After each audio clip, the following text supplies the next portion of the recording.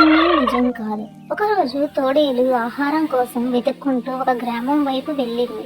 అక్కడ ఒక ఇంటి దగ్గర తినటానికి ఏమైనా దొరుకుతుందేమో అని వెతకటం తోడేలుకి అలవాటు. ఇంట్లో కిటికీలో నుంచి ఒక పాప ఏడుపులు వినిపించాయి. కుతూహలం కొద్దీ ఏం జరుగుతుందో చూద్దామని కిటికీ లోపల తొంగి చూసింది. అక్కడ పాపని తల్లి ఎత్తుకొని భుజం మీద లాలిస్తూ ఉంది. ఏమి చేసినా పాప ఊరుకోవటం లేదు. చివరికి కొంచెం విసుక్కుంటూ, ఊరుకో పాప ఊరుకో, లేకపోతే మన ఇంటి చుట్టూ తిరుగుతూ ఉండే ఆ తోడేలికి నిన్ను ఇచ్చేస్తాను అంది. అది తినేస్తుంది నిన్ను అని తల్లి పాపను మందినిచ్చింది. ఇది విన్న తోడేలికి ఆశ కలిగింది. ఎప్పటికో అప్పటికి తల్లి పిలిచి పాపని తన చేతిలో పెడుతుందని ఊహించుకుంటూ పాప ఏడుస్తున్నంతసేపు కిటికీ బయట కూర్చొని ఎదురు చూస్తూనే ఉంది తోడేలు.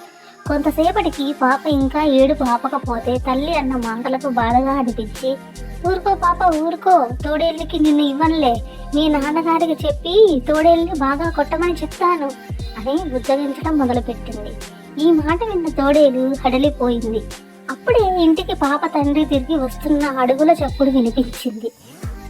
పరుగుమని తోడేలు అడవిలోకి పారిపోయింది. మనం విన్న మాటలన్నీ నిజమనుకోకూడదు, సమయానుకూలంగా వాటిని పరిశీలించాలి అని మనం తెలుసుకుందాం.